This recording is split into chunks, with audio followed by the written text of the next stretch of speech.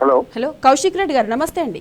కౌశిక్ రెడ్డి నమస్కారం గారు అండి. మీపై కాంగ్రెస్ నేతల దాడిని కానీ దౌర్జన్యాన్ని కానీ విజువల్స్ ద్వారా మేము చూడడం జరిగింది. అంటే కేవలం ప్రశ్నించినందుకే దాడి చేస్తున్నారు అంటే ప్రశ్నించే వాళ్ళు ఉండొద్దు అనేది వాళ్ళ ఉద్దేశం అంటారా? ఏమంటారు? అసలు ఏం జరిగింది అక్కడ? 101% నేను అడిగింది ఇవాళ రైతు భరోసా మీరు 15,000 రూపాయలు ఇస్తామని చెప్పి మీరు ఎలక్షన్ లో మీ మేనిఫెస్టోలో పెట్టిర్రు.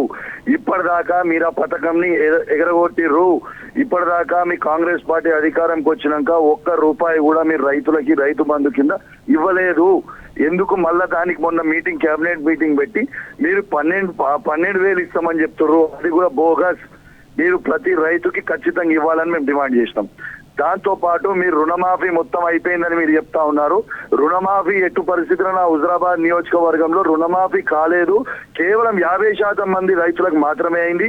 ఇంకా 50% మంది రైతులకి కాలేదు. ఖచ్చితంగా వాళ్ళందరూ కూడా చేయాలని అడిగిన. దాంతో పాటు దళిత బంధు హుజరాబాద్ నియోజకవర్గంలో పైలట్ ప్రాజెక్ట్ గా తీసుకున్నాము. సాచురేషన్ మోడ్ లో ఇచ్చినాము. 2వ విడత దళిత బంధు ఇస్తలేరు. దళిత బంధు ఇవ్వమని అడిగితే పోలీసులతో కేసులు పెట్టించి ఇబ్బంది పెడతా ఉన్నారు రోజు దళితులని. ఇదేం పద్ధతి అని మేము అడుగుతా ఉన్నాం. అడిగిన సందర్భంలో మీరు 6 గ్యారెంటీలు ఇచ్చిన అమలు ఖచ్చితంగా చెయ్యాలి.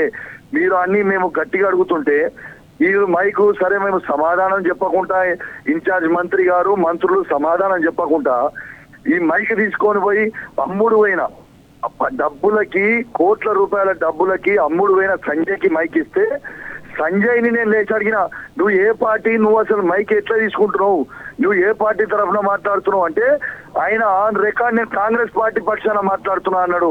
ఇలా స్పీకర్ గారిని నేను బాజాబ్తు రిక్వెస్ట్ చేస్తా ఉన్నాను. ఇలా ఆయన మీద యాక్షన్ తీసుకోవాలి. ఆయన డిస్క్వాలిఫై వెంటనే చేయాలి సంజయ్ని. ఇలా ఆయన నోటితోనే ఆయన కాంగ్రెస్ పార్టీ నుంచి నేను జాయిన్ అయిన కడవ కప్పుకున్న డబ్బులు తీసుకోనని చెప్తా ఉన్నాడు. ఖచ్చితంగా డిస్క్వాలిఫై చేయాలి. ఇట్లా అమ్ముడు పోయే ఎమ్మెల్యేలని ఎవరిని కూడా ఇచ్చిపెట్టే లేదు. ఖచ్చితంగా అడ్డుకుంటాం, ఖచ్చితంగా ప్రశ్నిస్తాం. వీళ్ళు మననేదో మేము ప్రజలు మాకు ఓట్లు వేస్తే మేము ఎమ్మెల్యే గెలిచాం. ఇవాళ మేము ఇవాళ రివ్యూ మీటింగ్ అవుతుంటే ఇలా కనీసం మమ్మల్ని ఉంచకుండా వందలాది మంది పోలీసులను పెట్టుకొని ఇవాళ మమ్మల్ని బయట పెట్టి నూకిచ్చేయడం ఎంతవరకు కరెక్ట్ అని నేను అడుగుతున్నా. అంటే మేము చెప్పేది జవాబు మీ దగ్గర లేక ఇలా ప్రజల పక్షాన కేసీఆర్ గారి నాయకత్వంలో ప్రజల పక్షాన, రైతుల పక్షాన, యువకుల పక్షాన, దళితుల పక్షాన ఇలా నిలబడి ప్రశ్నిస్తా ఉంటే ఇలా వాళ్ళు మళ్ళీ నిలబట్టి గెంటేయడం ఎంతవరకు కరెక్ట్ అని నేను అడుగుతా ఉన్నాను. ఇలా మా గొంతు అనుకుంటే ఇది కరెక్ట్ కాదు అని చెప్తా ఉన్నాను. దీన్ని తీవ్రంగా ఖండిస్తా ఉన్నాను. ఖచ్చితంగా రైతులకి 100% రుణమాఫీ చేయాలి. రైతులకు ఖచ్చితంగా రైతు భరోసా 15,000 వేయాల్సిందే. ఇలా తాతలకి అవ్వలకి 4,000 రూపాయల పెన్షన్ చేయాల్సిందే. ఇలా కేసీఆర్ కిట్లు ఇవ్వాల్సిందే, న్యూట్రిషన్ కిట్లు ఇవ్వాల్సిందే, కంటి వెలుగు మళ్ళా ప్రోగ్రామ్ ని కంటిన్యూ చేయాల్సిందే.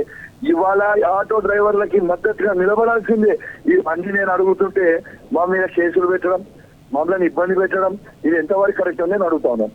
రైట్ సార్, ప్రతిరోజు ఏదో ఒక రకంగా కాంగ్రెస్ ప్రభుత్వం బీఆర్ఎస్ పై దాడి చేస్తూనే ఉంది. అంటే ప్రతిపక్షం అనేది ఉండొద్దు అన్నది వాళ్ళ ఉద్దేశం అన్నట్టు తెలుస్తుంది సార్ మనకి. ఏమంటారు? 100% వాళ్ళు నిన్న మా పార్టీ ఆఫీస్ మీద దాడి చేయని హక్కు వాళ్ళకి ఎవరు ఇచ్చిరండి? ఇది ప్రజాస్వామ్యం లేకుంటే ఏంటిది? ఎవరు పడితే వాళ్ళు ప్రతి దగ్గర దాడి చేస్తారు. వీళ్ళని ప్రశ్నిస్తే దాడి చేస్తారు. ఇలా వీళ్ళని నేను ప్రశ్నిస్తే నా ఇంటి మీద దాడి చేస్తారు. హరీష్ రావు గారు ప్రశ్నిస్తే హరీష్ రావు గారి ఇంటి మీద దాడి చేస్తారు. మేము వరద బాధితులకు మద్దతుగా పోతే హరీష్ రావు గారితో పాటు సతీష్ రెడ్డి గారిని, సబితా ఇంద్రారెడ్డి గారి మీద దాడి చేస్తారు. ఇలా రాళ్లతోని దాడి చేసే ప్రయత్నం చేస్తారు. ఇదేం పద్ధతి? అసలు ఇదేం పద్ధతి? ఇదేమి కథ? అంటే ప్రశ్నిస్తే దాడులు చేస్తాం. మా పార్టీ ఆఫీసు నిన్న భువనగిరిలో అసలు పోయి దాడి చేసే రైతు ఎవరిచ్చిర్రు? వాళ్ళ మీద కేసులు ఎందుకు పెడతలేరు? వాళ్ళని జైలు ఎందుకు పడతలేరు? అంటే స్వయంగా ముఖ్యమంత్రి ఇవన్నీ కూడా ప్రోత్సహిస్తున్నాను నేను అడుగుతా ఉన్నాను రేవంత్ రెడ్డి గారిని. ఈ దాడులకి, ఈ చవాకులకి, కేసులకి భయపడే చోడు ఎవడు లేడు. అది ఖచ్చితంగా గుర్తుపెట్టుకొని మీరు ఎన్ని దాడులు చేసినా, మీరు ఎన్ని కేసులు పెట్టినా ప్రజల పక్షాన మేము నిలబడతాం.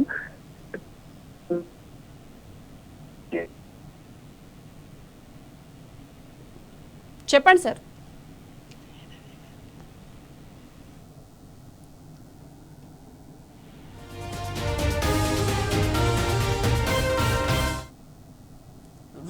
రైట్ కౌశిక్ రెడ్డి గారు, థ్యాంక్ యూ అండి మీ స్పందన తెలియజేసినందుకు.